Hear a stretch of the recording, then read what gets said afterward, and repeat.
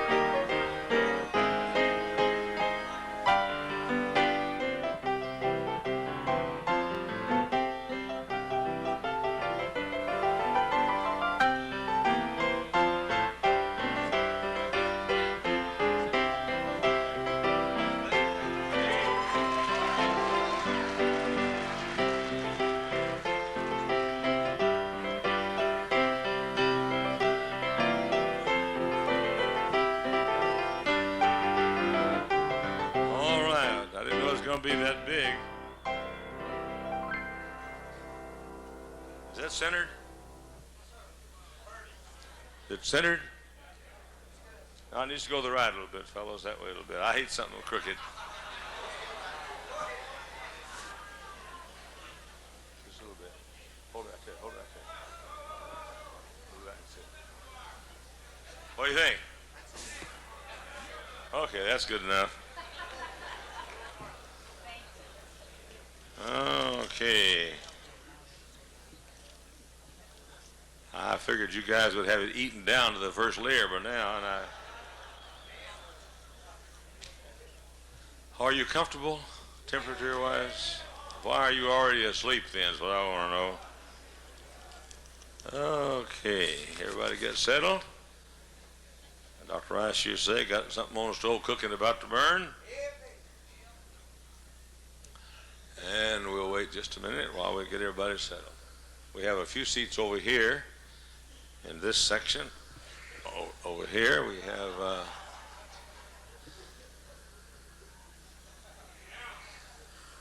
you hear rattlesnakes crawling around in here?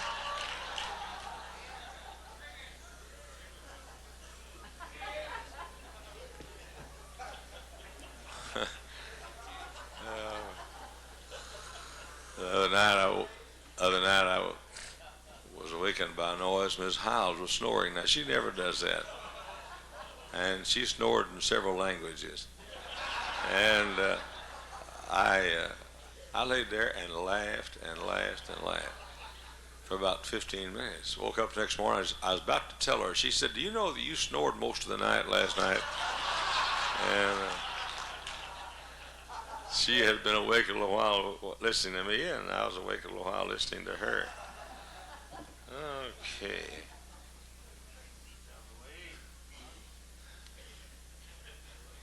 Straightened up.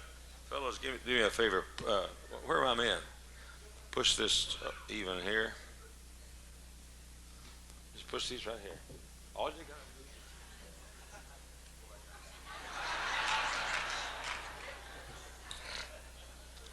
We call the guards Barney Fifes.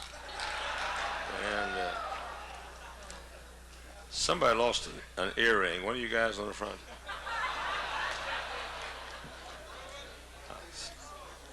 It's a pierced earring. It looks like it's a gold on silver. It has two 1-carat diamonds. Did anybody lose that?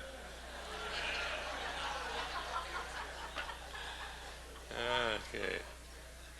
I don't know what to do with it. I'm not going to put it in my pocket. If you reach up and find there's an earring missing, it looks like sort of a wedding band kind of a shape around a piece of whatchamacallit. A thingamajigam is in between, and I'll put it. All right, hey, everybody get settled. I welcome you this morning. Are you in a loving mood this morning?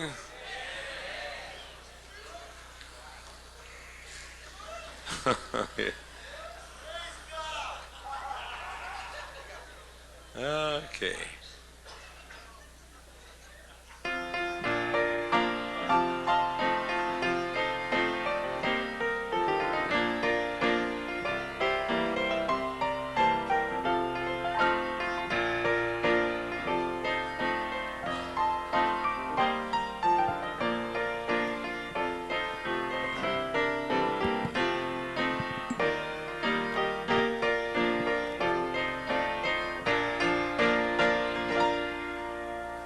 As a father loves a daughter, and a fellow loves his pal, and a brother loves his sister, and a lover loves his gal. As a daughter loves her father, as a mother loves her son, as a lover loves her sweetheart, are the loves that make us one.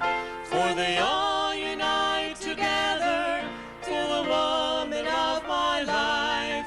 I love her and complete her, my precious darling wife. So we blend our loves together as we form a happy team, and we live our lives together to fulfill a perfect dream. As a son doth love his mother, and a friend doth love a friend, and a boyfriend loves his sweetheart, are the loves that deftly blend. As a sister loves her brother, as a lassie loves a friend, as a helpmeet loves her husband, are the loves that deftly blend. Yes, they all unite together for a love that cannot die. My lover and completed, my precious darling guy.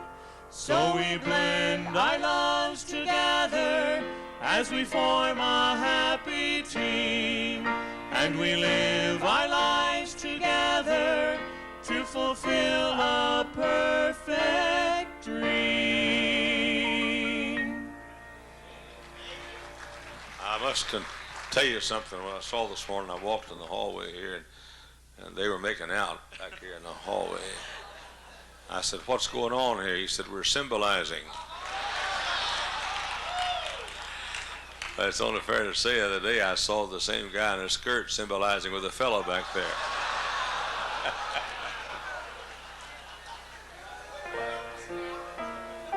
Very good.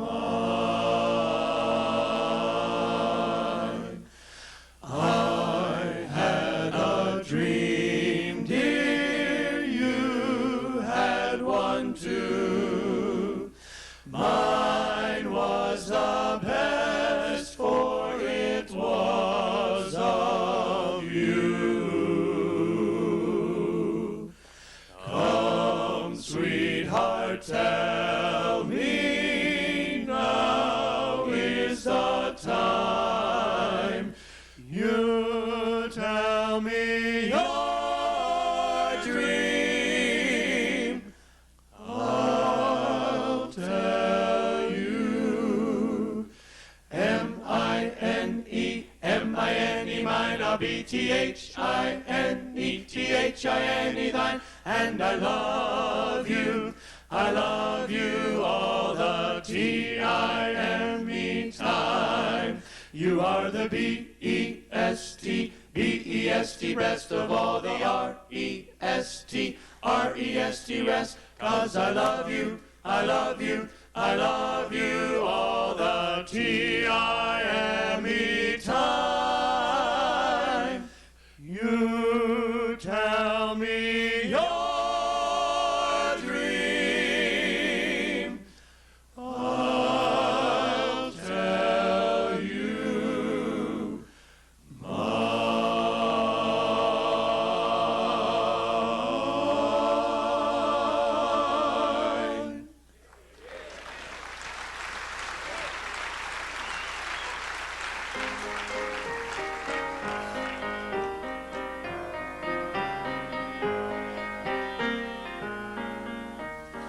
I was sinking deep in far from the peaceful shore, stained with sin and sinking to rise no more.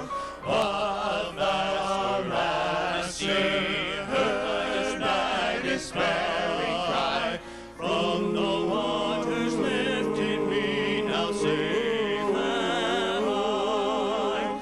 Love lifted me, love lifted me, love lifted me, love lifted me, when nothing else could help. Love lifted me, love lifted me, love lifted me, love lifted me, love lifted me, when nothing else could help. Love lifted me. Souls in danger, look above. Jesus completely saves. He will lift you by His love out of the angry waves. He's the master of the sea, builds His little cave. He, your Savior, wants to be saved today. Love lifted me, love lifted me, love lifted me, love lifted me, when nothing else could help. Love lifted me, love lifted me, love lifted me, love lifted me, love lifted me, when nothing else could help. Love lifted me, when nothing else could help. Love lifted me.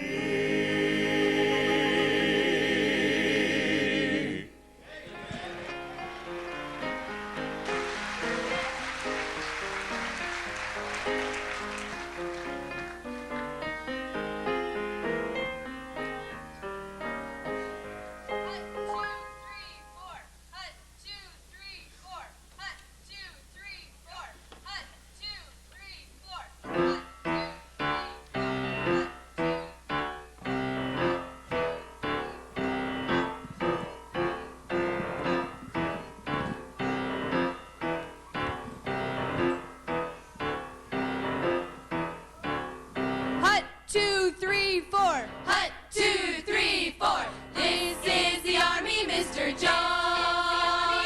No private rooms or telephones. You had your breakfast in bed before, but you won't have it there anymore. Hut, 2, 3, 4. Hut, 2, 3, 4. This is the Army, Mr. Green. We like the barracks nice and clean. You had your housemaid to clean your floor, but she won't help you out anymore. Hut, 2, 3, 4. Do what the buglers command. They're in the army and not in a band.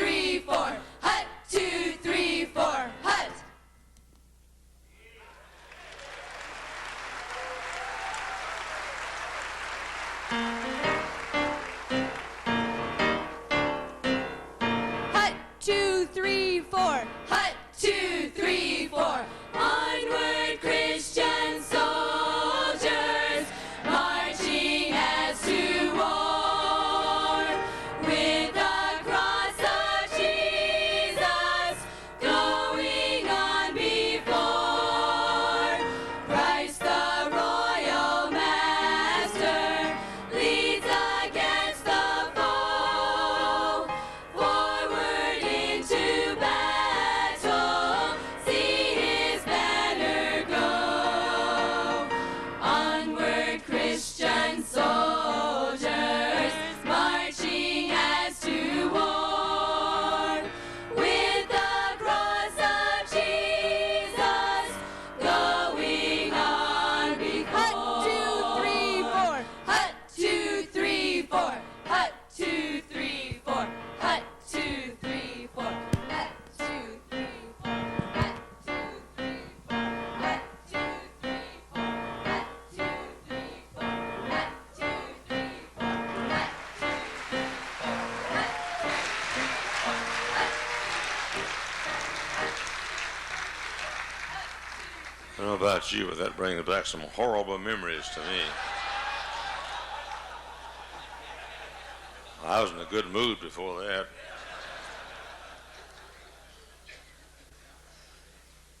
I'm sure Mrs. Colston, all of you know that I've changed the schedule just a little bit this morning.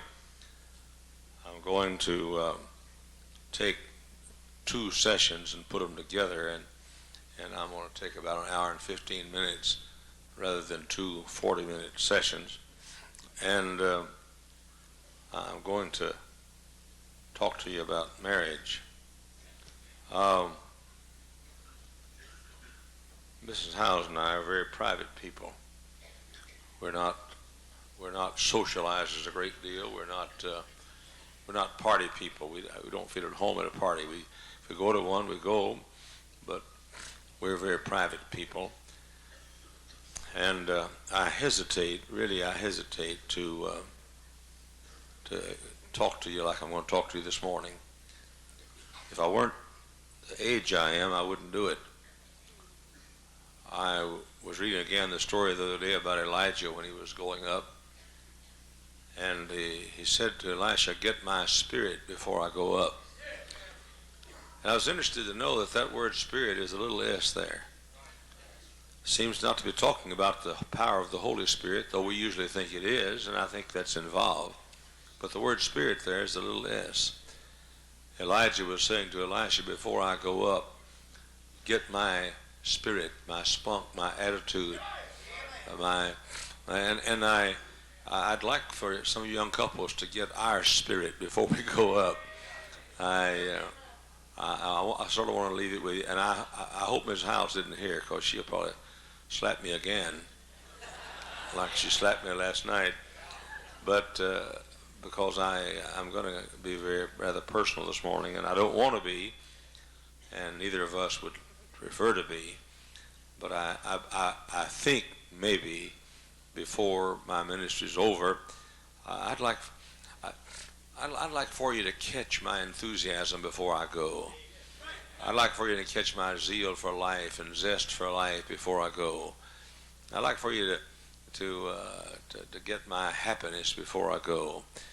Not just the mean part, but the spirit. And I'm going to launch this morning from a sermon that I preach on occasion, not real often, but on occasion I preach it. And if you've heard it, you'll think I'm going to preach that whole sermon. I'm not going to, but I'm going to launch from it this morning and tell you some very personal things about our marriage and what we do. Open your Bibles to the book of Zechariah, please. The book of Zechariah, chapter number 10 and verse number 1. If you preachers can't find Zechariah, ask some layman beside you to help you. Next to last book of the Old Testament.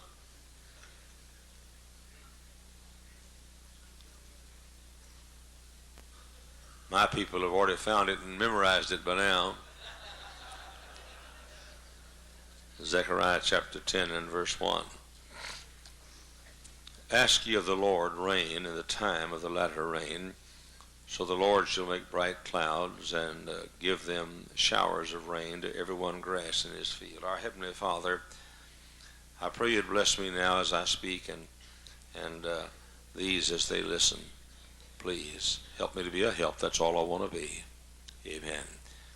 Now for the first 15, 20 minutes, I'd ask you not to take notes, but I'll give you some notes to take later on. Because I want to give you a philosophy first. People often hear of me and they wonder what I'm like and so forth, and then they see me, they're somewhat disappointed. I'm not what they thought I'd be like. I'm the boy next door. I'm the guy from down home. I'm not a polished person. I often say Mrs. Hyles is Miss Astor and I'm Disaster. But they wonder as they see me and as they hear me preach, what is there about that fellow? I'm going to give you this morning a little bit of it. There were two seasons in the year when rain particularly and peculiarly was needed in Judah. The first rain was in the autumn time. The autumn rain came. It was seed time, really, and that was the first important rain that was always given in Judah. The second rain, I'm talking about clouds and rain, was in the springtime when the corn had to be brought to an ear to be filled. The first was called the former rain, and the second was called the latter rain.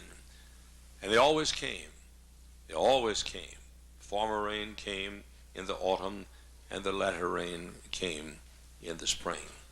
In Deuteronomy 11:14, it says, I will give thee the first rain and the latter rain. In Job 29, verse 23, it says that they opened their mouth wide as in the latter rain. In Jeremiah 5:24, God giveth rain, both the former rain and the latter rain. In Joel 2:23, he hath given you the former rain and the latter rain. Zechariah 10:1, our text, ask ye of the Lord rain in the time of the latter rain. In Proverbs chapter 16, verse 15, it says, as a cloud of the latter rain. In Hosea 6:3, it says, as the latter and the former rain. Now, the interesting thing about my text here is that God is telling them to ask for rain during the rain. God says, while it's raining, I want you to pray for rain. He says, pray for rain in the time of the latter rain. Not pray for rain before the time that the rain will come. But the rain that always comes, don't take it for granted. Pray for rain in the time. While it's raining, pray for rain. People ask me, Brother Hyles, how do you keep going? There's just no 70-year-old man pastoring a giant church in the world. There's just not any. And people say, how do you keep going? I fly over 200,000 miles a year on speaking engagements. I average 3 sermons a day. I have 40,000 people who come to this church at least once a month. 40,000 different people come at least regularly enough to be once a month attenders. I've written 43 books. I have a college. Our college last year was the largest independent fundamental Baptist college in America, in the world. We have 2 grade schools, 2 high schools, junior high school. I average 147 appointments every week of my life in counseling with my people. And people say, how do you do it at your age? Now, here's how I do it. I don't wait till I'm sick to beg for health. I beg for health while I'm well. I feel good this morning, other than a little bit sleepy, but I feel good this morning. But I beg God this morning to give me health. I don't wait till I'm sick and flat on my back to pray for health. I pray for health while I'm healthy. I don't wait till I'm weak to pray for strength. I pray for strength while I'm strong. While I feel strong, I pray for strength. I don't wait till the drought to pray for rain. I pray for rain while it's raining. I don't wait till I'm sick to pray for health. I pray for health while I'm well. I don't wait till I'm weak to pray for strength. I pray for strength while I'm strong. I'm a happy person. I pray for joy. But I don't pray for joy when I'm sad. I pray for joy while I'm happy. Our church here, folks have a seat back in the back. I don't like folks standing around. Find a seat somewhere back there. I'll stop till you find a seat. Next time, get here on time. Hurry quickly, find a seat. I don't like folks hanging around. This is not the county square. This is a church. So find yourself a place to sit. And all right. I said, I don't wait till I'm weak to pray for strength. I pray for strength while I'm strong. I don't wait till I'm sad to pray for joy. I pray for joy while I'm happy. I don't wait till I'm sick to pray for health. I pray for health while I'm well. I don't wait till I have a church split to pray for church unity. I do not know of a church more unified than First Baptist Church of Hammond. Now, we may have a split next Sunday morning. I don't know. But I have no knowledge of anything near a split, or I don't know of a discontented member. Now, we may have some, and I'm sure we do, but I don't know who they are. I'm not aware of one single discontented member of First Baptist Church of Hammond. And yet, this morning already, I prayed for God to give us church unity. I don't wait till the church splits to pray for unity. I pray for unity while the church is in harmony. I pray for finances while we're financially in good shape. Our church is in the best financial shape of its history. We have all these properties here on this corner, this auditorium, education buildings all around here, the big parking garage down here that will cost somebody $3 million one time to build, and the building across the street. And down the street we have the City Baptist Grade School, and out here on Holman Avenue we have the City Baptist High School, and we have 28 acres and numbers of buildings out in Sherrville for our high school, junior high, and grade school, and we have the college with all the buildings out there and 100 acres and so forth, and everything is paid for. We don't owe anybody one single dime. First Baptist Church, Hammond Baptist Schools, and Hyles Anderson College are debt free. Now, but I pray for finances, and our finances, our offerings right now are probably running $5,000-$10,000 more Sunday than they were this time last year. And I pray for finances. I'm not going to wait till our church is in financial trouble. I'm not going to wait till bankruptcy to pray for God to take care of our financial needs. I'm talking about I beg, I plead, I beg God for our financial needs while we're financially solvent. I beg God for strength while I'm strong. I beg God for health while I'm healthy. I beg God for church unity while the church is in harmony. And I beg God for souls. You say you beg God for souls? Yeah, I beg God for souls. We had over 800 people walk the aisle for salvation here last Sunday. Yet this morning already, I beg God to give us souls. We had over about 25,000 people walk the aisle for salvation last year. That's almost 500 a Sunday, ladies and gentlemen. And yet every day of my life, on my face, I cry unto God and beg God for souls. I beg God for His power. I don't wait till I'm powerless to beg for His power. I don't wait till we're barren to pray for souls. I don't wait till I'm sick to pray for health. I don't wait till I'm weak to pray for strength. I don't wait till we're having trouble to pray for unity. God said, pray for rain in the time of the latter rain. While it's raining, having a gully washer, and while the rain is falling and the clouds are giving forth their blessings from heaven, that's the time to pray for rain. You don't pray for rain so it'll come. You pray for rain so it won't stop. You don't pray for God's power so it'll come. You pray for God's power so it won't stop. You don't pray for souls so souls will come. You pray for souls so souls won't stop coming. There's a twin passage to that. I won't turn to it. But Philippians 3:8, Paul says that I may win Christ. Now that sort of sounds like that you get saved in a lottery. That I may win Christ. It sort of sounds like work salvation, doesn't it? That I may win Christ. Now what does that mean? It means that I have Jesus. I'll have Him forever. I'm saved. It's a gift of God, not by works, lest any man should boast. But it means that I am supposed to work for him as if I had to work my way to heaven. I say to my people, no charismatic's going to get happier over there holding on and hoping they can hang in there than I do because I'm held by the mighty hand of Almighty God. That I may win Christ. I have Jesus. I'll have him forever. And yet I pray as if you got saved by praying. I read the Bible as if you got saved because you read so many certain chapters in the Bible. I try to live as if you lived right and earned heaven. I try to work as if you worked your way to heaven. I try to preach as if you go to heaven because you preach well. I try to praise God as if you praised your way to heaven. I'm trying to say, just because we're saved by grace through faith doesn't mean we ought to try to quit winning the presence of God and giving our best for God. I'm pastor of this church. Have been for going almost this August, will be 38 years. I don't know how a man could feel more secure than I feel. I don't know. I never walked the pulpit wondering who's out there criticizing. They may be out there. I just don't know about it. But I feel secure in this church. And yet the honest, simple truth is, I spend my life trying to get this church to keep me. I treat my people all the time as if I were here candidating for the church and I wanted this church with all my heart. That I may win First Baptist Church of Hammond. If you will see me walking around here, you'll think I'm running for office. Every Sunday morning when I walk out of here, there's a line of people there wanting to shake my hand. I go down the alley. I stop and shake everybody's hand. I'm sure I'll shake 50 to 100 hands in the alley as I walk down to my office after Sunday school.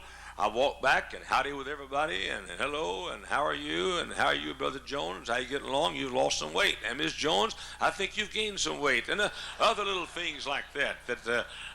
So I'm simply saying that I don't take my folks for granted. I'm trying to win my people. I'm trying to get my people to keep me. I don't have any worries. I'm trying to win that which I already have. I'm married to the world's greatest woman. I'm married to the world's most beautiful woman. Have been 51 and a half years. It may be we have the world's happiest marriage. And yet, I'm trying to win her. All the time. I treat her just like I was trying to talk her into marrying me. Or I treat her as if I was trying to keep her from leaving me. There's not one, and I say this very frankly, there's not one young couple dating each other in this room this morning that treats each other more thoughtfully than Mrs. Hyles and I treat each other. I'll promise you that. You say, man, you've been married 51 and a half years. What you worried about? I'm not worried about anything. I'm just going to win my wife. That's all there is to it. You say, you got her. I know I got her, but I'm not going to treat her any less than I treat. Here's what happens at First Baptist Church of Hammond all the time. It happens at your church. A lady is not affectionate to her husband. They have some troubles, and then maybe the third party comes in. They come to my office, and they're having troubles. And he says, I don't love her anymore. I'm not interested in her anymore. Our marriage is over. And all of a sudden, she becomes so affectionate. She loses 30 pounds, and I want to say this very kindly. Now, you know what I'm going to say, so I won't say it. My wife weighs 1 pound more today than she weighed the day I married her. I looked at the scale this morning. She weighed 136. She weighed 135 51 and a half years ago. A big fat slob. She's gained a pound in all of these years. But I'm in trouble, and I'm going to close my eyes. I don't want to look anywhere right now. Now, I'm going to take some time this morning, and I'm going to show you what we do to win each other. And I want to say it. I want you to go home and court your wife. I want you to go home and start a campaign just like you did when you were dating her, trying to get her to go steady, and then you got her to go steady, trying to get her to get engaged, and then you got engaged, trying to keep her, you got her to the altar. I want you to treat your wife like that. And that's what I'm talking about this morning. Pray for rain while it's raining, and strength while you're strong, and health while you're healthy. And when your wife, even though you know you've got her around your cotton-picking little finger right there. Now, I say it in passing, and this is in the sermon, and I'm just going to sort of read it. That means you wives ought to treat your husbands as if you're trying to get him, win him. You say, I got him. Okay, then treat him as well as if you didn't have him or trying to get him. Should a fellow forfeit because he's yours? A child. I teach our children.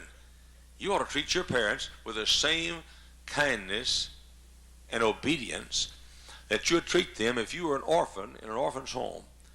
And they were coming to pick out one, take one home to live in their house with them, and you're trying to be that one. That's the way you ought to treat your mom and dad. You ought to win your mom and dad all the time. So you have a good pastor. My people here are always trying to win me. They know they got me. Pulpit committees aren't looking for 70-year-old men. But they know that we're buying that Jewish synagogue down there. And, of course, most churches, a pastor hadn't got a bit of business sense. And the rabbi had nothing to do with the negotiation. I represented our church by myself. And we went down there, and they had a dentist and a businessman and a lawyer, and we were dickering about the price. And there sat the rabbi in there by himself, in another room, reading his Greek, Hebrew. And so we're dickering there, and I said, "What do you pay that man in there?" And a fellow, this lawyer, told me, and I said, "Look, if he ever passes away, let me know. I'll apply for the job."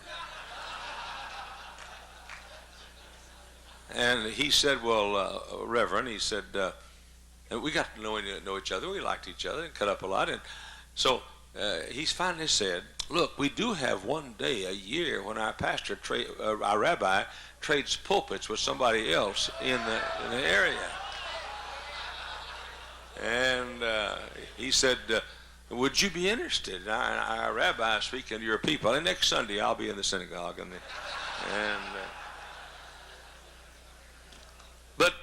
But my people treat me as if they're trying to get me to stay.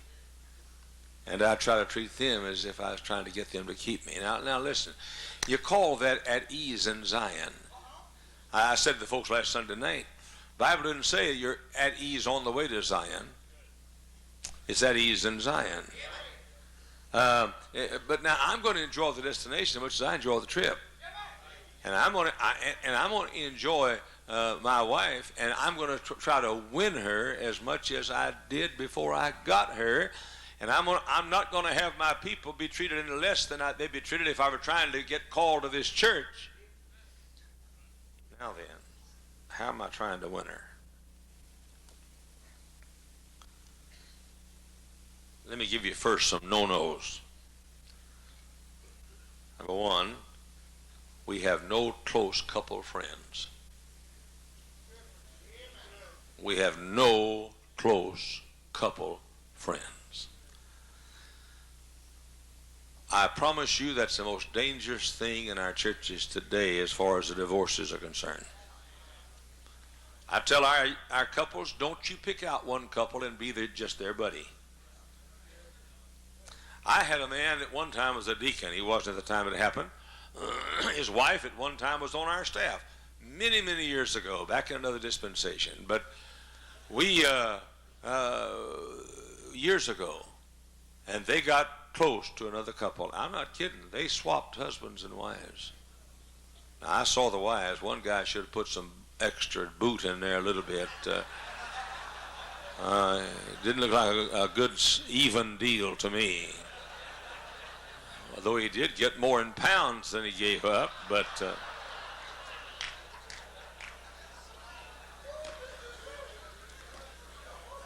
now you listen to me. Don't you get a close couple friend. Now, I'm not saying you shouldn't have any friends. I'm saying you should not pair off with one other couple. Now, you listen. You're not talking to a guy that read this in a book. You're talking to a guy that's pastored more people than any man who's ever lived in the history of the United States of America. I know what I'm talking about. That's a no-no. We have no close couple friends. Number two, and you won't like this, but I don't give a flip. We have no hobbies or social activities with anyone else. I don't play golf with the boys. I quit the golf. They discriminated against me on the golf course. They mowed the grass where the other fellows played. Grass is that high where I played. I quit the game.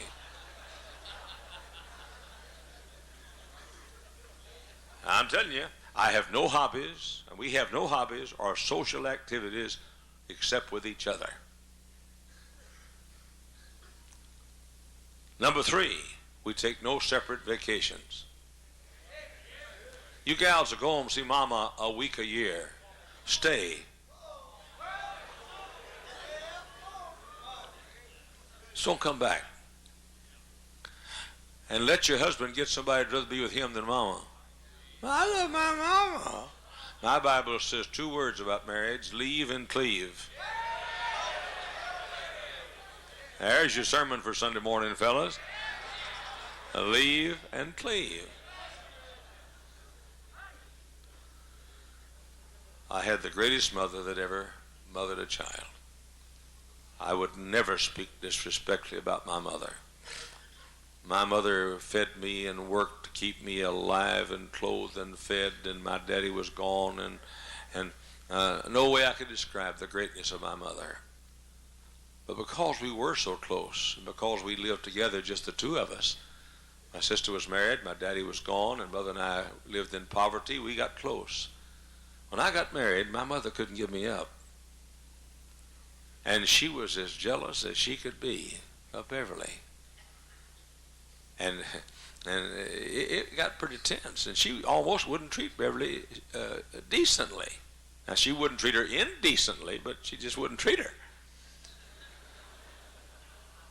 So one day I went to Mother's apartment, and I said, Mother, I want to have a talk with you.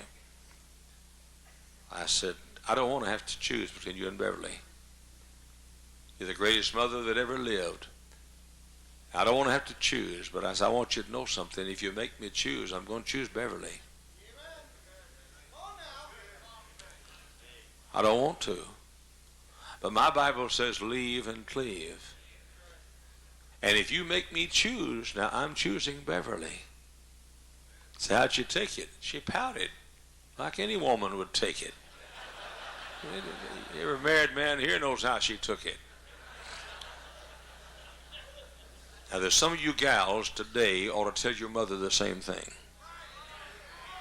Your poor husband, listen to me now, your poor husband has lived long enough with you being too close to your mama. You leave and cleave. We have no hobbies or social activities apart from each other, and no separate vacations. Number four, now get this, we have no other best friend. We have no other best friend. I got one best friend, and she lives in my house. I have no other best friend, and neither does she. Number five, we have very few group activities. Very few group activities.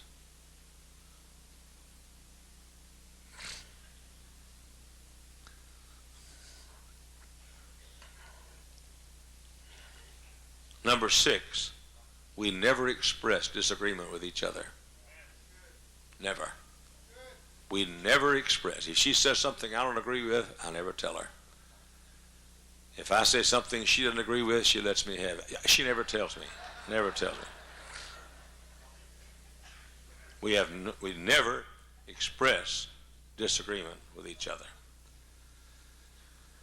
Number seven, we do not discuss ministerial battles or issues. We don't discuss it. I was sitting at the table this morning and I asked Ms. Hyles, I said, give me some things of the way we treat each other that would help the people this morning. And the first thing she said, you tell the people, the preachers, that you don't bring home your ministerial problems to me. Shoot. I mean, amen. I don't go home and talk about the problems. I'll go home to get away from the problems. She doesn't know what's going on. She thinks she thinks Robert L. Sumner's a friend of mine. We don't talk about stuff like this. We just don't. Listen to me now. You talk to each other long enough. Everybody listen to me now. I'm trying to help you. I want you to listen. Number 8, we do not share decisions. We don't share decisions. We have divided the areas of our marriage, and each of us has certain areas. Just like I delegate responsibilities to my staff. Is that, are you the head of the house? Yes, I am. But I'm the pastor of this church too, and the bishop of this church. But I have delegated the bus ministry to 2 men. Now they get my approval, and I can change it anytime I want to. But basically, they operate the bus ministry.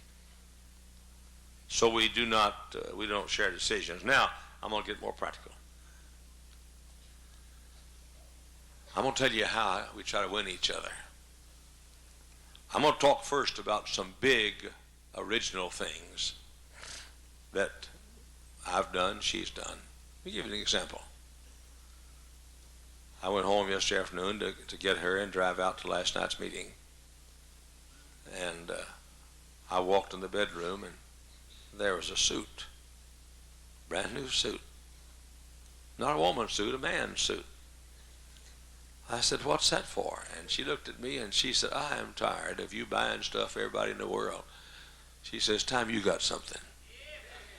And she had gone shopping yesterday and picked me out a beautiful suit.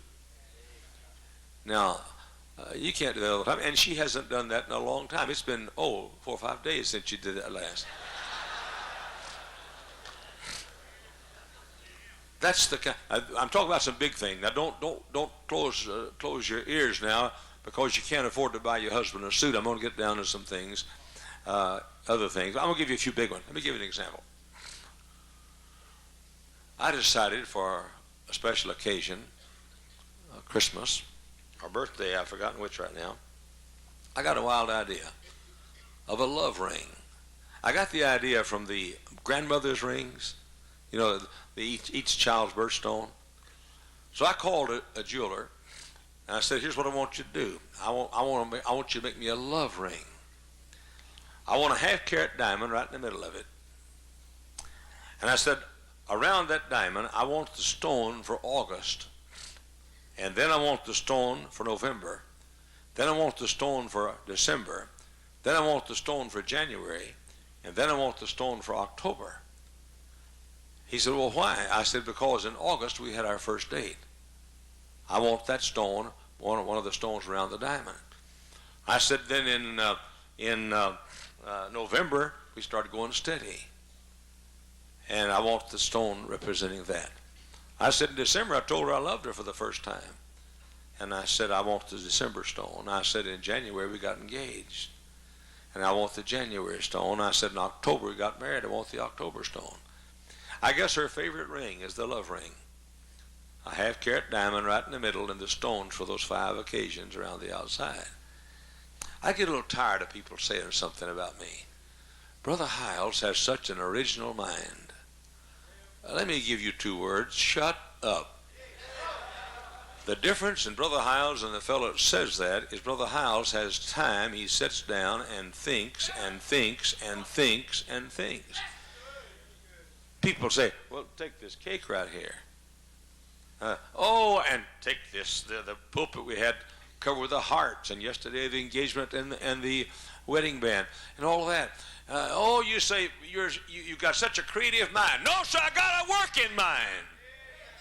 I spend time thinking. The book I wrote about her. Something original. I bought her a very nice, expensive charm bracelet for a special day. When I go somewhere that's I don't get her a charm everywhere I go, but if I go somewhere where there's something that's like when I was in San Antonio, I bought a charm of the Alamo.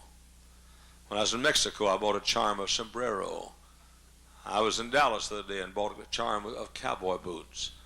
And special places where a certain symbol is associated with that place, I get her a charm.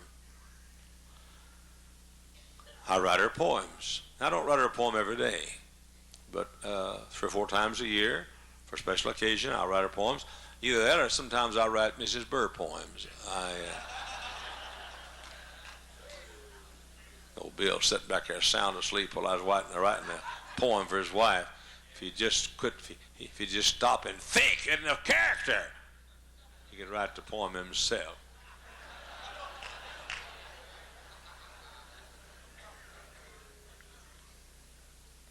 My wife we take short trips together, maybe 3 or 4 days. We just go somewhere together.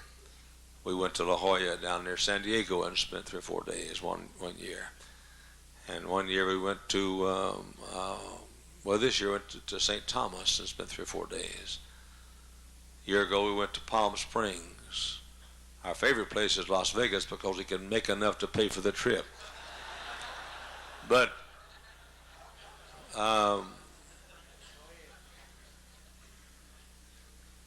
once every 3 months, she takes a trip with me on a speaking engagement. I'm talking about big things now. I bought something from a catalog one time. I wish I'd never done it. Now I get 13,614 catalogs a week sent to my office here. But every one of those catalogs, I go through every page and everything on that catalog to see if there's anything in that catalog Ms. Hyles would like to have. Now, usually it's one time out of 25 catalogs, but I go through every catalog, look at everything in the catalog, except the bathing suit part. And because Ms. Hyles already has plenty of those.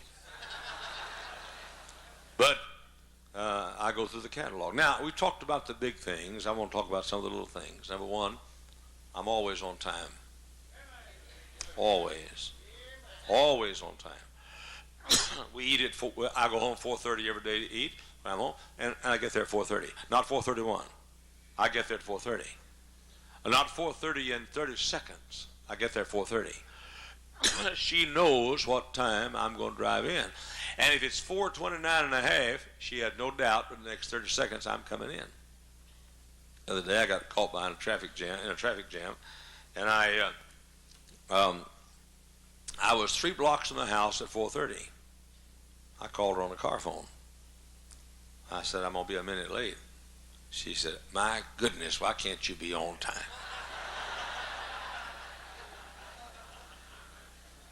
Now, your wife deserves for you not to be a liar. And your husband deserves the same thing. If you say 5, it ought not be 5:01. I said little things. I'm always on time. Little things. Quite often on a Monday before I leave town, I'll get to the airport and find a note inside my briefcase. A love note. I mean a Gucci Goo note. The kind that's none of your business what's on it.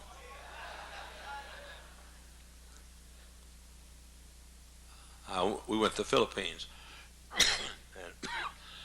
And she had a note for every day. Note to open on Monday, note to open on Tuesday, note to open on Wednesday. One for every day, a little love note for every day. Telling me how wonderful I am. Now, there's no way you can describe that with words, but she does the best she can. Little things. When I'm out of town, I call twice a day. I never preach without calling right before I preach and talk to Miss Hyles and tell her I love her. I mentioned yesterday, every Sunday morning I wash the dishes. Every Sunday at noon I wash the dishes and clean the kitchen. And by the way, let me say this too. We always eat meals together. I don't get up in the morning and get me a bagel and a cup of coffee while she's still in bed. She gets up, we get up same time. And she gets up, she goes down, fixes breakfast, and we sit there at the table and we eat breakfast together. All of our meals at home, we eat together. And we sit at the table a while after breakfast and after every meal, and we chat a while. I take her picture everywhere I go. I have a picture of her. In fact, I just picked up this Bible here. I've got her picture right. I hope I do. Yeah, I got her picture right there in this Bible. Every Bible I have has her picture in it.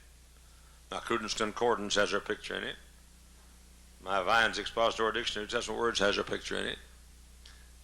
My Webster's Dictionary has her picture in it. My Bible Dictionary has a picture in it.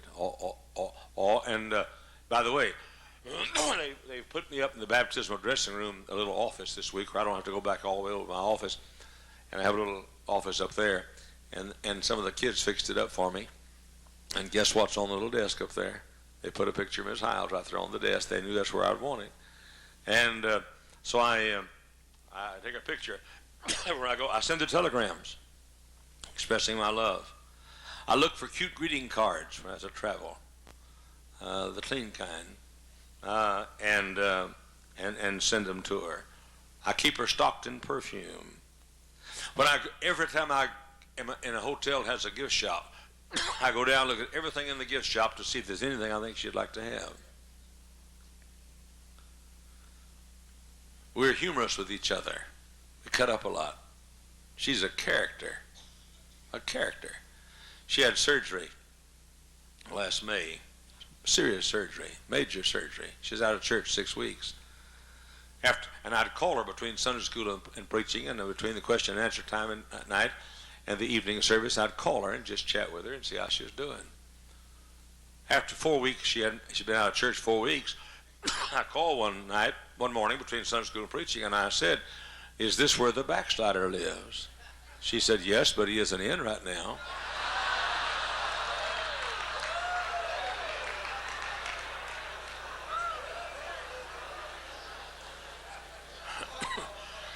When Miss Hyles tells me she loves me, she puts her arms around me, usually, and taps me on the shoulder like that. She's going to kill me for telling you all this stuff.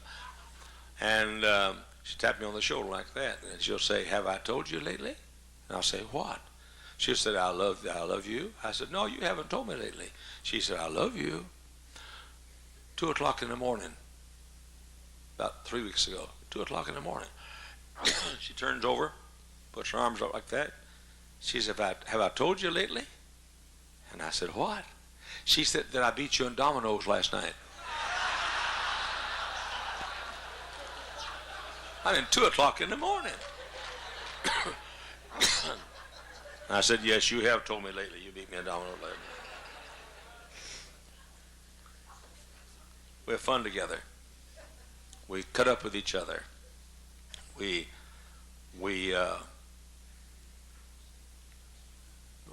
laugh. I promise you, no two people laugh any more than we do. We laugh, and I'm always kidding her about her southern accent. She says, you feel bad?" I said, "I feel sick." She said, "Are you sick?" "Yes, I'm sick." She said, "That's too bad." I said, "I don't feel well. I feel bad. I feel sick." Well, we're a couple of nuts. I've mentioned the humor and the little things and the big things. I want to talk to you about affection. We say grace at the table. We hold hands. Nobody's there but us, but we hold hands while we say grace at the table. We probably kiss 25 times a day. She bothers the fire out of me. I get so sick of it.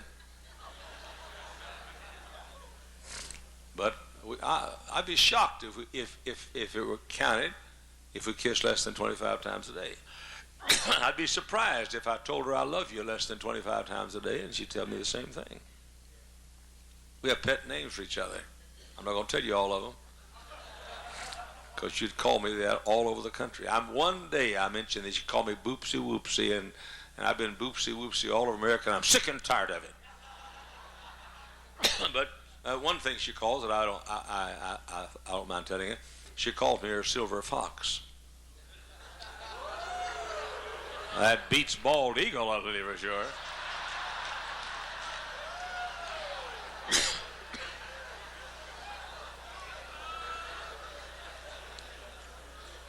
You say, Brother Hyles, after 51 and a half years, y'all still are that Gucci-gooey? More than that. More than that. There's not a couple on a honeymoon here more affectionate than we are. I don't care who you are. We'll be holding hands, and she'll squeeze my hand like this 4 times. That's, do you love me? And I squeeze back 3 times. Yes, I do. And she'll squeeze twice. How much? Then both of us go,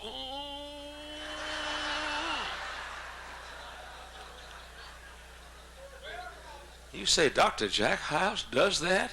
Sure. The last I checked, I've got hair on my chest. The last I checked, I'm a man. And men like women. I'll explain that to you sometime. So find you one and get the substance and then enjoy the symbol. Now this is very, intimate, and but I think it's important. We always, when the alarm goes off in the morning, spend a few moments caressing. Always do. We don't get up in the morning until we've expressed our love to each other with a kiss, an embrace. I'm trying to get you to get my spirit before I go up. You guys, you gals, let your husbands get up by himself and go to work in the morning. Why don't you do him a favor and kill yourself so he can get a wife that loves him?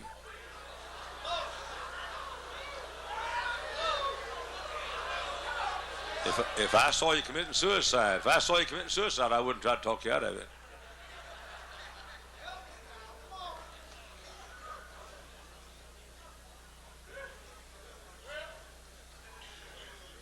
Ed Lapina came to me the other day, and his house and I were in the corner making out, and Ed Lapina, after next time he saw me, he said, "You know, that's encouraging." I said, "What do you mean?" He said, "Well, I know I got 36 more years."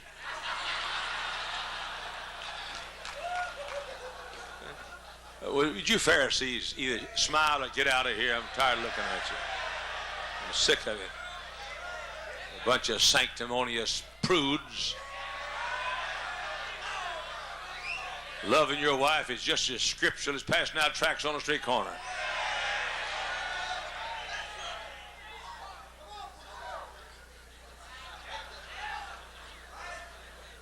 I like to have her sit in my lap, and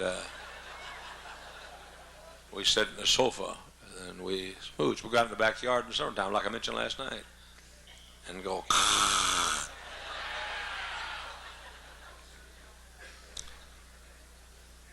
I want to discuss the subject of courtesy. I opened the car door for her. We drive in the garage. I stop before we get in the garage, open the garage door. We have a little automatic opener. I don't go in the garage and let her get out. It's tied in there. She gets out first, and I drive the car in the garage. When we eat at the table, I never put any food on my plate till she's already put that food on her plate. Never. Never. If we sit on Sunday, on Sunday we always have the same thing. Cheese quarter pounders. We always have roast beef and potatoes and carrots and a salad and usually something like, and green beans, occasionally in place of something we'll have rutabaga or something like that, but almost always. But I sit there until she takes the first food, and then I take the food after she's taken it. It has been decades since I put any food on my plate before she put the food on her plate. Oh, you say that silly. How you getting along? How's your marriage doing?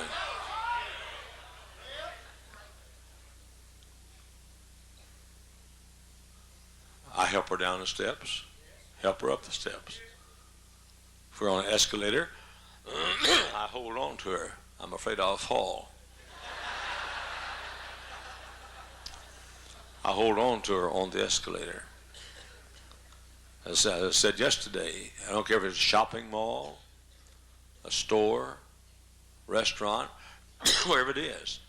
I drive up to the door and let her out, then I go out and park in the parking lot and go back and meet her. Then she stays at the door inside while I go back and get the car after the meal or after the shopping, and I drive back and get her.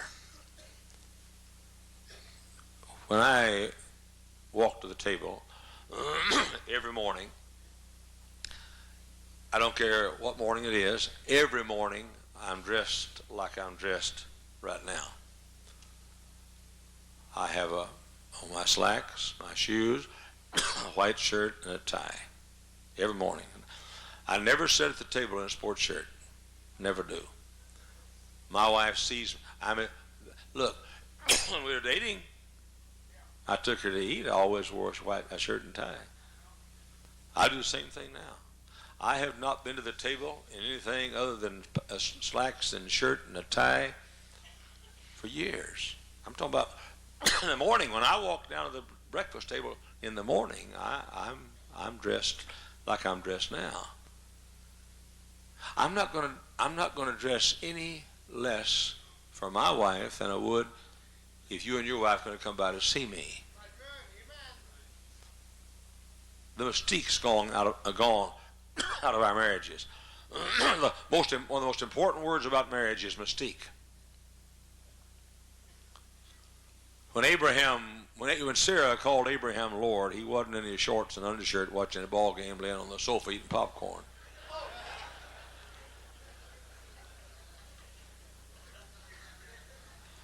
When I stand behind this pulpit every Sunday morning, that little lady sitting right there in the corner has a pastor whom she respects,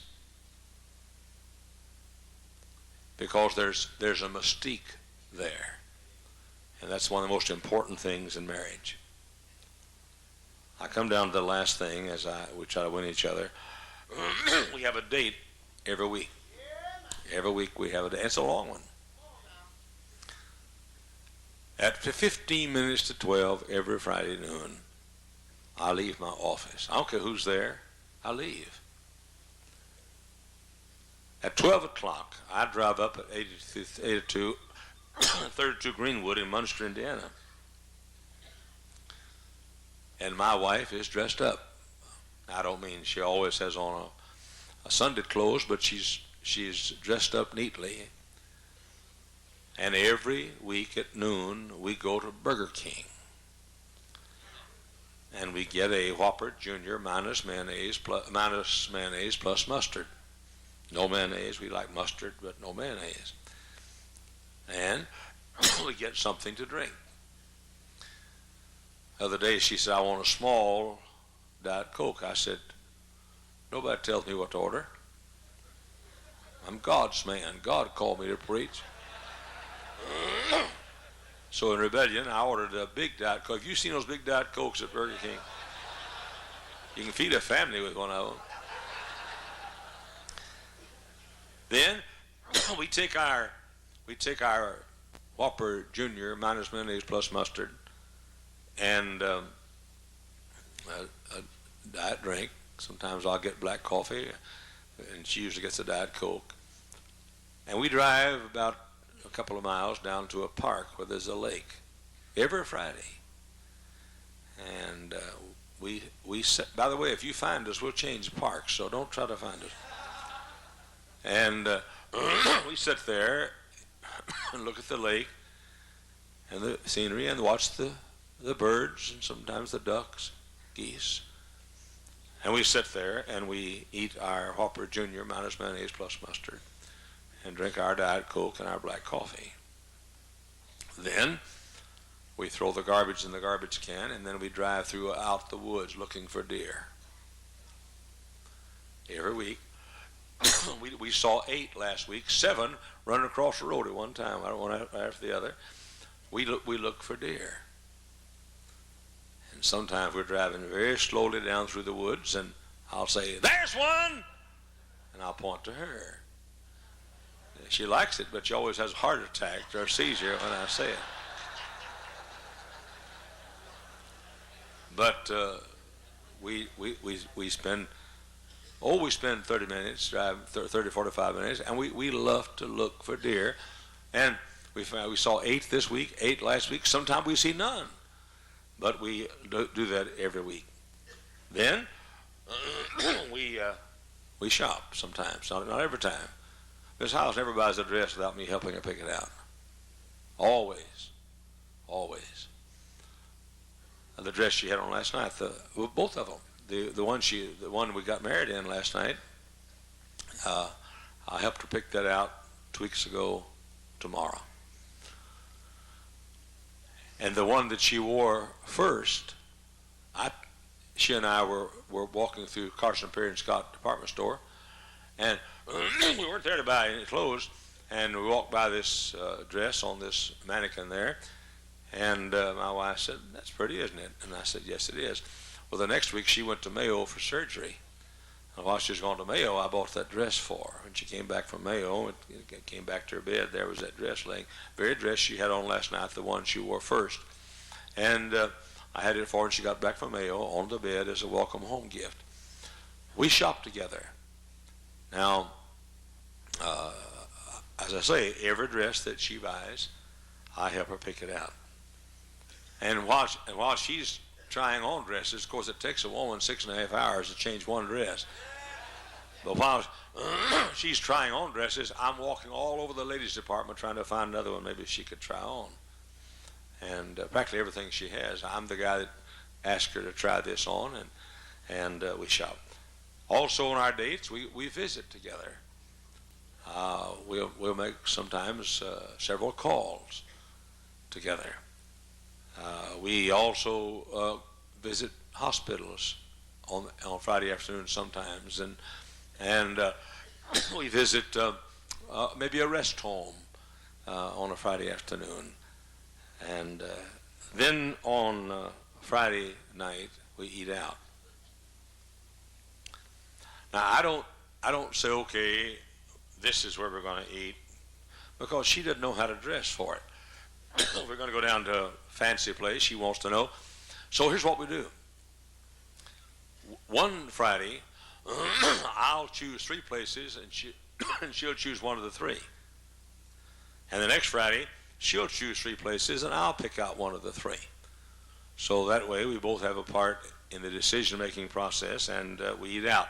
Now, very rarely do we ever eat at a fancy restaurant. Now, her birthday's on Valentine's Day, so I take her to a beautiful place. Last 3 Valentine's Days, beautiful place, very expensive. It cost $4 or $5 to eat there, and but we eat out every Friday night. Sometimes like last Friday night, we went to Baker Square, a little restaurant near our place. Friday night before last, we drove down to Chicago to Roost Chris Steakhouse, one of our favorite places to eat, and. But we like simple places. We like Cracker Barrel. We like Olive Garden. We like Chi-Chi's Mexican food. Though folks up here don't know what real Mexican food is all like, but it's about the best you can find. And we like places like that, and we eat out.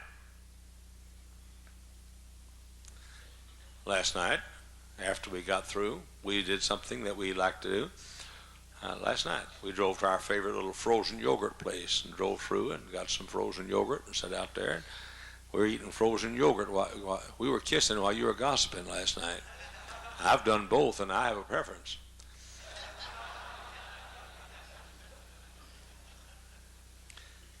on if we eat at a simple place nearby, like maybe a little Ponderosa or a Sizzler Steakhouse, something like that, or Baker Square, which is nearby, we like to come back home and play dominoes.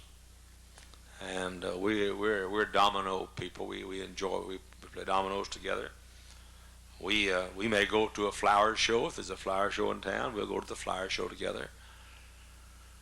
On a holiday, we may be alone, and if we are, and we like to be alone. We last Labor Day, I think it was, we went to bowling lanes, and nobody there but us on Labor Day. Had to hold all the lanes to herself. And by the way, I won all 4 games, in case you'd like to know. But that did not work out the same way in the domino game, by the way. Once a year, I take her to one of our high school basketball games. And but the issue is not where we are. The issue is with whom we are. That's the issue. We just enjoy being with each other. She says to me, "Where do you want to eat tonight?" I said, "Wherever you eat. That's my favorite place." Now, we don't like to eat in this area too much because we get stopped. So we go over to Illinois, we can sort of be unknown, and usually somebody sees us that knows us anyhow. But we ate at Cracker Barrel out here in Maryville once, and had 17 people stop, ask me to sign their Bibles.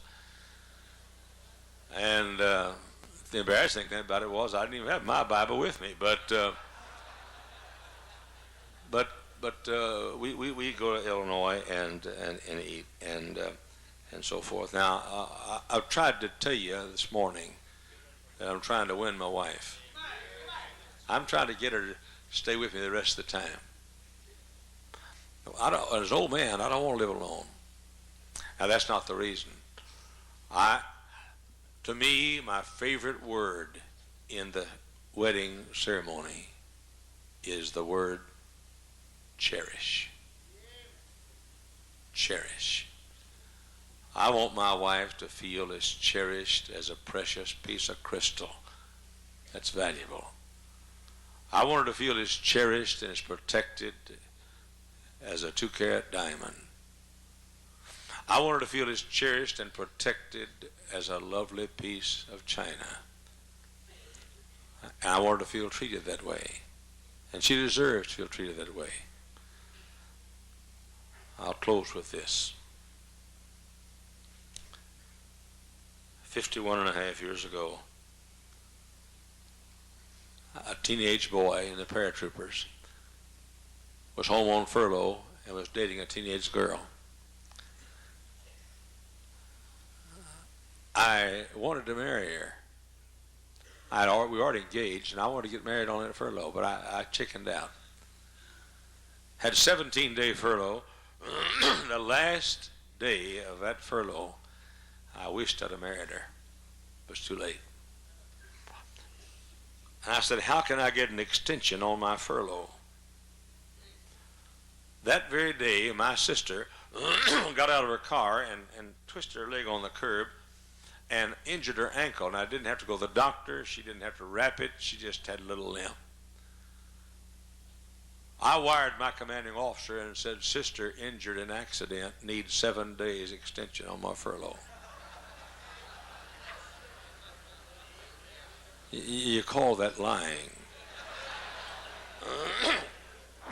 My commanding officer wired back and said, "Furlough extension granted. Hope your sister recovers."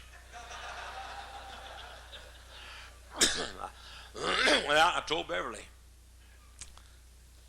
We went to see her mom and dad, and they were in bed, sound asleep, and the lights were off, but we had to tell them. They wouldn't even turn the lights on. And I said, "Mr. Slaughter," I said, "I'd like to ask you to let me have your daughter in marriage." In the darkness, he reared himself up and he said, "I thought you were supposed to grow up before you got married." We disagreed on that, but finally he agreed that we could marry. Now wait a minute. I took that little gal from a middle-class American home, upper middle-class American home. Her father owned a business.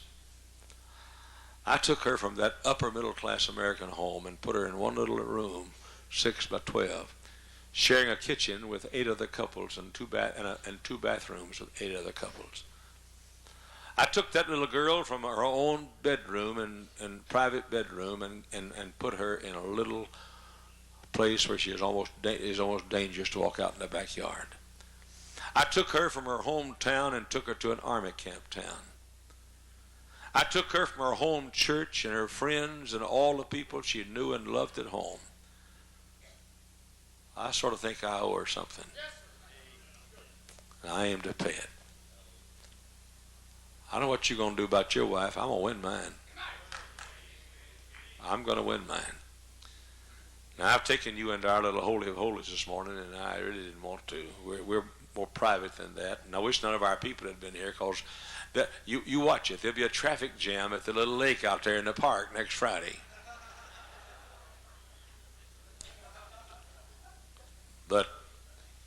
And I'll slit your tires and TP your house if you come out there.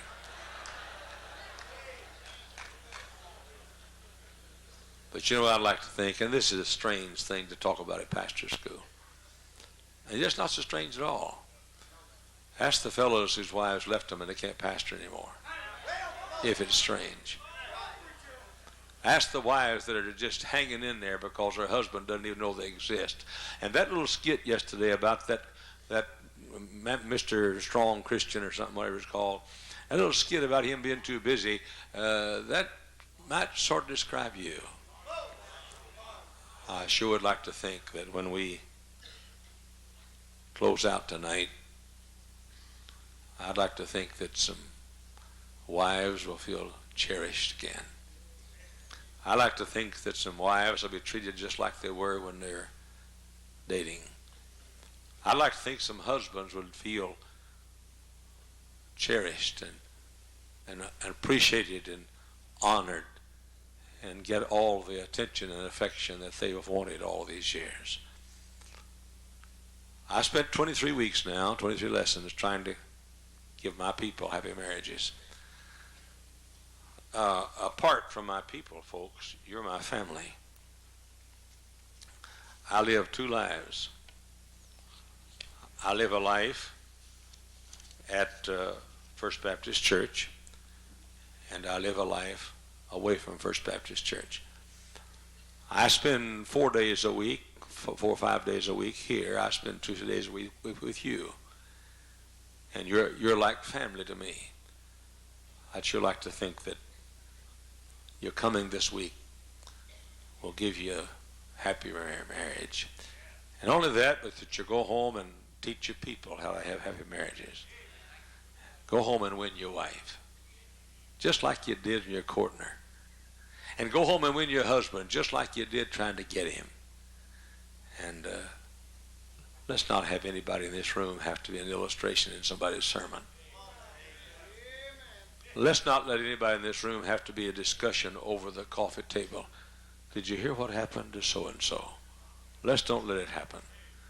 Let's cement our marriages and unite ourselves as patterns for our people. All right, now if I can figure out what goes next here.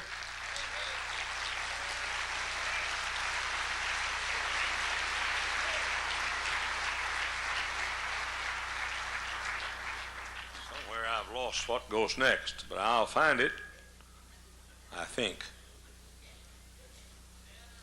I got talking about all that holding hands and sitting in my lap and Gucci gooing, and I don't give a flip whether they have pastor school or not.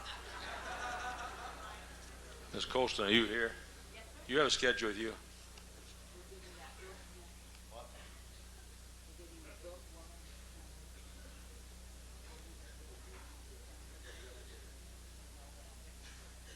I've got one somewhere here. We'll go ahead and do what we're supposed to do next, and while we're doing that, I'll look and see if I can find where I am. I always get this way when I talk about kissing. I always do.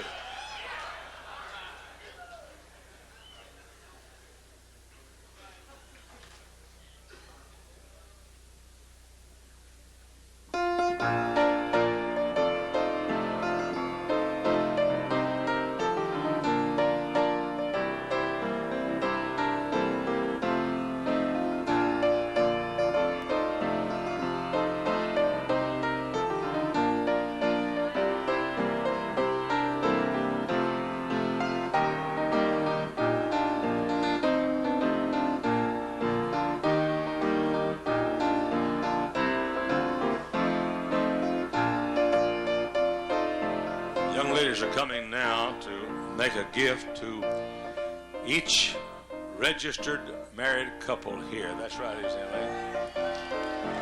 If your wife is with you, your husband's with you, it's Mrs. Hyles' book, Woman the Assembler. I want to say this. I think it's the best book she's ever written. She tells you how to assemble your husband.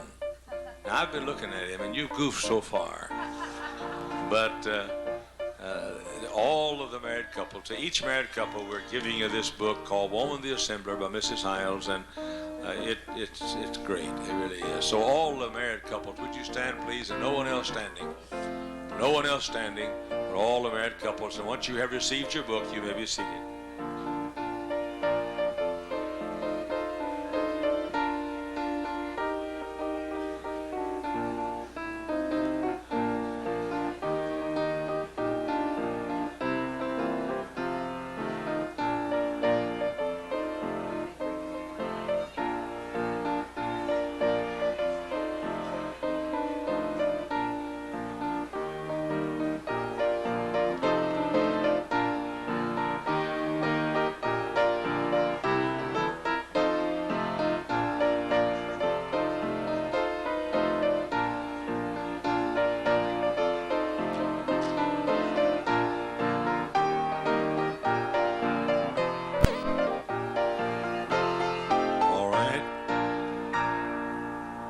Take about 13 minutes now and give you a chance to ask any questions. I don't get real personal, but you know the type of question you'd like to ask. And this is strictly about marriage and nothing personal at all, unless it's something that I've mentioned this morning. Anything I mentioned this morning, that's fine.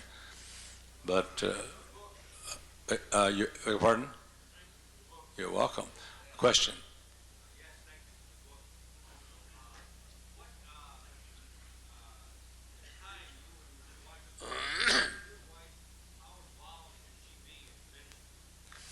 I do not believe there's any such title as a pastor's wife.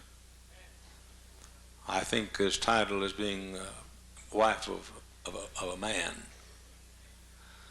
I do not think a pastor's wife ought to be any more involved in the ministry than she would be if she were a plumber's wife. The big job is being a wife. I never have gotten my wife involved greatly with the ministry. I'm not opposed to it. Some fellows do, and I don't mind that at all. Some women, there's some women who are a bit jealous, and it would work out better if they were their husband's secretary. I'm not criticizing that at all. But I think that's by choice. I don't think there should be any demands at all. My wife teaches a class in the junior high department. She's taught in the same department for 37 years. She goes soul winning every week. She sings in the choir. She's just a member of the church. She's a good Christian, and that's like I want all the ladies to be. But the most important job she has is being not a preacher's wife, but the wife of Jack Hyles. That's the most important job. Yes, sir. Okay. Yes, sir. What areas are delegated to her at home? She has all of the house as her responsibility. She wanted, for example, we felt like we needed a new sofa. So she went and looked, and she said she found one she sort of liked, and she wanted to know if I liked it. So I said, I'll drive it by myself and check it out. I drove up to the furniture store, didn't even get out of the car, didn't even park, just drove around the store so I could say I saw the store. I came home and said, that's exactly what we ought to have. It's her business. She's in charge of the house. Now, don't misunderstand me. She would never go against my wishes. My wife spends her life trying to figure what I need and what would make me the slightest little thing. She's always looking for. But she has the house, the cooking, the meals, all of that's hers. And then I have the finances. I take care of the finances. I give my wife an allowance every week for groceries, and so she'll have some money to spend, so she can save and buy me a suit every once in a while. But basically, the house area is hers, and the finances and the business are mine.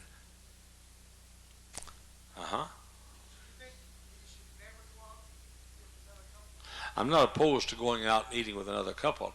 Now, I personally, it's not my cup of tea, but that's a lot of that's because I'm with people all the time, and I like to be alone with my wife.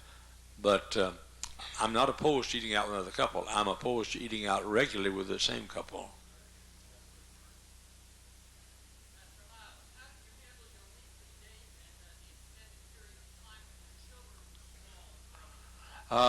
I always gave each child some time every week. I gave each child an hour a week where I was with the child. Now, with a child, an hour is a long time. And I'd take the child down to the park to swing, or I had a date with my girls once a week. About an hour is all. I'd maybe buy them a little something, and maybe get a milkshake at McDonald's, go out in the park and swing. I am of the opinion that the family circle is important, but it's overrated. I think an individual relationship between each member of that family and each other member of that family is underrated. I think every member of the family ought to know every other member of the family on an individual basis. But I gave to my children an hour a week for each child. For the girls, a date with Dave is to play ball or something. Dave is here this week, and he'll vouch for you. We've done it all together. We played ball together. We've gone fishing together. We've gone soul winning together. We shot baskets together. I gave the children at least an hour a week. And while Miss Hyles was preparing a meal, maybe it's 5 minutes for the meal, I'd jump out and say, Dave, let's go shoot some baskets. Or let's go throw some passes together or something. Most of you fellas who spend time at home are not at home. You're in Hollywood watching the box.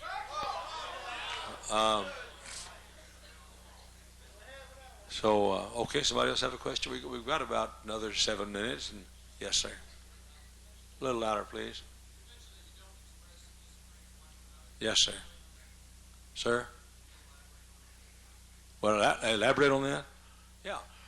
I'll give you an example. One time my wife was talking about Cindy and Jack. That's our baby girl and her husband. And she said to me at the table one day, she said, I wish Cindy and Jack wouldn't use babysitters so much. They use babysitters too much. Now, what I wanted to say is, what cotton-picking business is it of yours, baby? Or I wanted to say, that sounds like what your mother used to say about us. But I didn't. I didn't change the subject. I said, by the way, Cindy had a bad cold the other day. Is she feeling better? Have you talked to her? You see? I didn't abruptly refuse to talk. And I talked about the subject she brought up, but I did not disagree with her openly. Real loud. Oh, much, much louder. I'm old and deaf.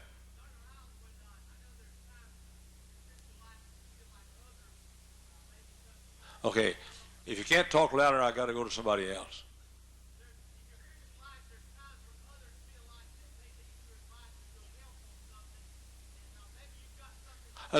Would you just ask me a question? I had a hard time hearing you anyway, but I don't need a paragraph. I want a sentence.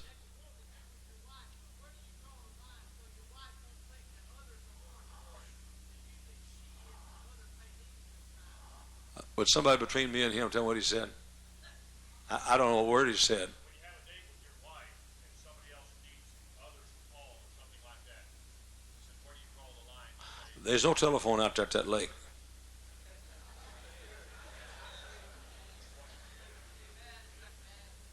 If a fellow wants to die while we're on a date, he can wait and die after we get through. I'm not available. I'm just not available. Yes, sir.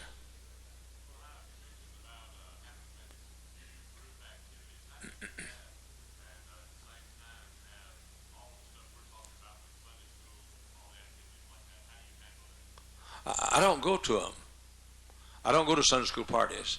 800 Sunday school classes, I can't go to every party they have. I just can't. The smaller church, here's where we did it. We'd make an appearance, like a papal blessing.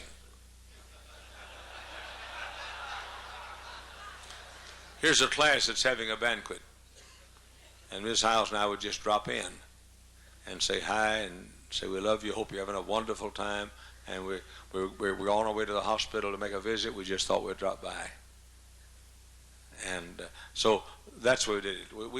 I've never been one of these people that went to all the parties and all the socials and all the ball games and so forth. Never have. I cannot say that some of my people don't wish I would, but I just, life's a matter of priorities, and that's not high enough on my list of priorities to be a part of my schedule.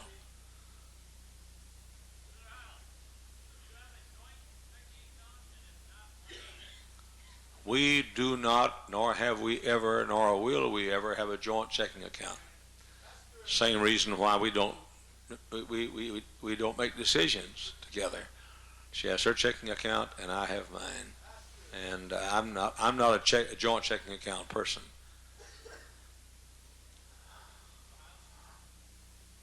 Much louder. I can't hear you now. It's not your fault. The doctor told me I've lost 35% of my hearing. I think that's what he said.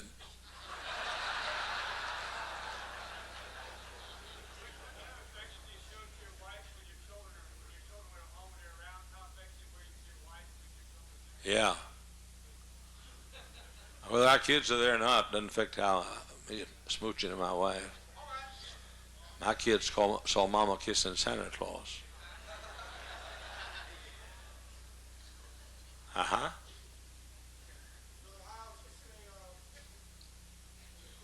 No, we never eat chitlins together.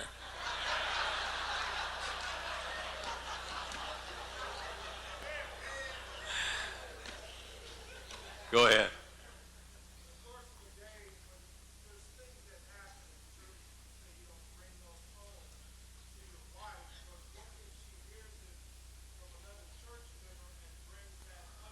Okay.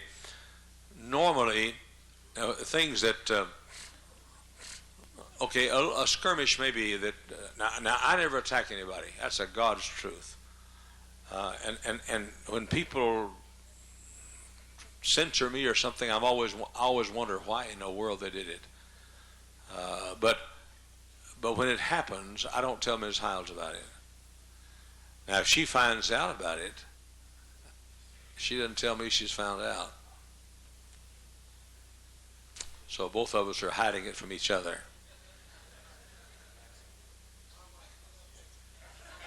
How's that? What did you say? Your wife what? She tells you, I warned you not to marry that woman before you married her.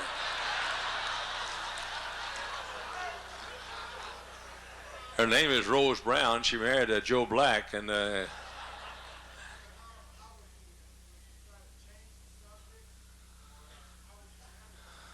well, I'd get the tape I just made and let her hear it.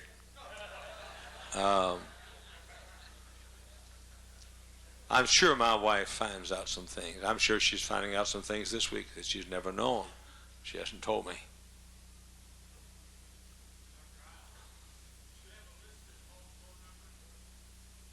My phone number is not listed in the phone book. It is, however, on our church bulletin every week, so my people will know what it is. At home? No, sir. I have trained our people to call me at church and not at home, and to come to see me at church and not at home. We rarely ever have anybody drop by our house. Rarely ever. Our people are so kind to give us our privacy. And our phone calls at home are very limited. Most of them come to the church, and we trained our people that way. And people want us to be happy together, and they want us to have our time, and our people are so thoughtful about that. Now, a lot of it depends on this. If you give your people enough loving at church, and they feel that warmth and that love at church, they won't have to be grasping for it by calling a lot.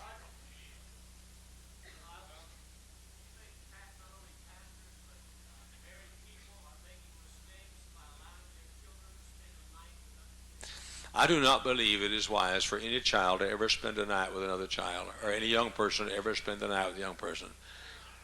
I do not like for young people to be sleeping in the same bed with each other. And when it's time to go to bed, it's time to be home. I don't like slumber parties. I'm not preaching against them. I have no conviction against them, but I don't like them. I just think that 11 o'clock comes, everybody ought to be tucked away in his own bed. Got 4 minutes.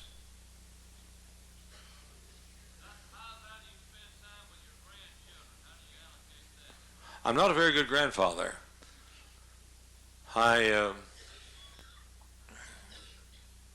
But I am close to them. Now, of course, we only have the 2 who live here in the area, and the others I have no choice. They live hundreds of miles away. My daughter and son-in-law and their 2 children come by my office every Sunday night after church, and we spend some time with refreshments and spend some time with each other. And every Wednesday night they do the same thing. They come by, we spend some time with each other. Or maybe it's a birthday of one of my grandchildren, and I'll call the school and get the child out of class and have her come to the phone, and I'll wish her a happy birthday or something. I'm not a real model grandfather. I never have been the one that loved my grandkids more than I love my kids. I never have been that way, and I've probably been a poor example of that. 3 minutes.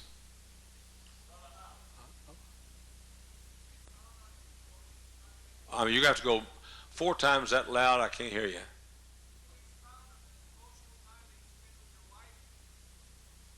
What do you say?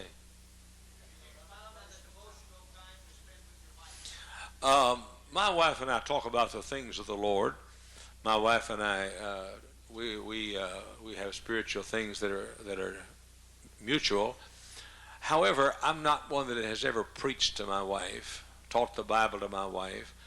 She has, I made mention the other day, if I could choose one prayer list, if Lee Robertson said, I'll pray for you every day, and Beverly Hyles said, I'll pray for you every day, I said, Dr. Robertson, you're a great preacher, but I'll take my wife's prayer list. We have private devotions, and I've never been one at all to try to, what's I say? If I get with my wife and start teaching, she's going to feel inferior. My wife has an amazing private devotional life. And please forgive me for saying it, but so do I. And our most of our devotional life is alone with God, though we do share spiritual things, of course.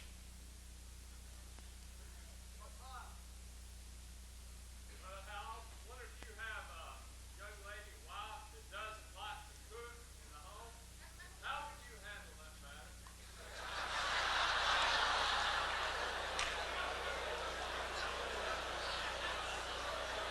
First thing I'd do is not blab it in front of the whole country.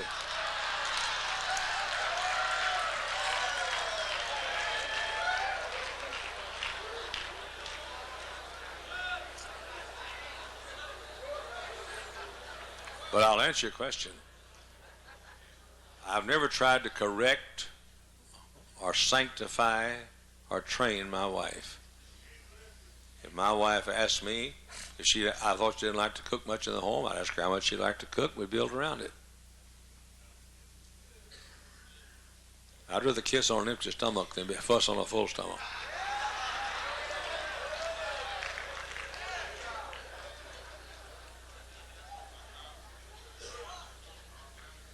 Louder, please.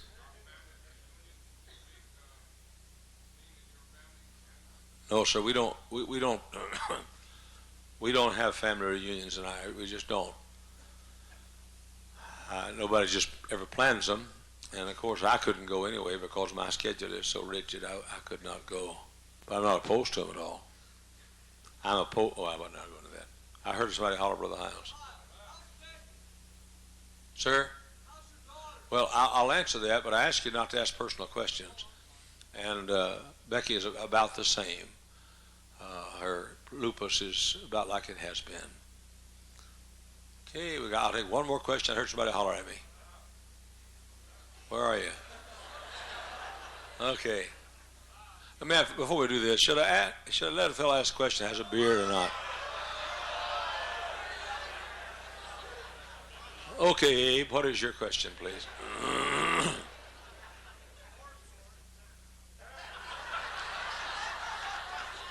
Have your wife tell me what you said, would you please?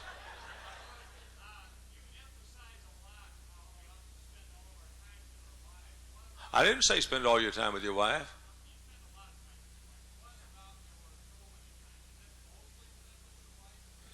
My wife and I make calls together, but our soul winning is not together. Though we may try to win somebody together, but we do not have a regular soul winning time together.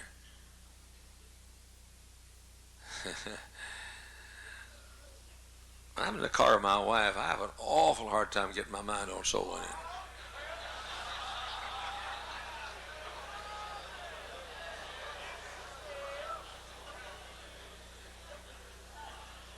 But I'm sure that with your wife in the car with you with that beard, she'd be happy to think about soul winning.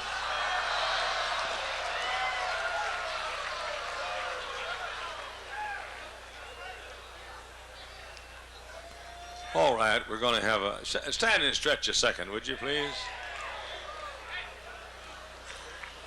Let's talk about Jesus. The King of Kings is He, the Lord of Lords supreme throughout eternity. The great I am, the way, the truth, the life, the door. Let's talk about Jesus more and stretch real good like that. And as you come down, conk a fellow on the head next to you like that, and have a seat.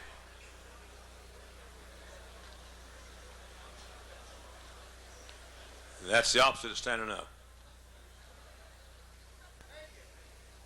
Everybody sit down.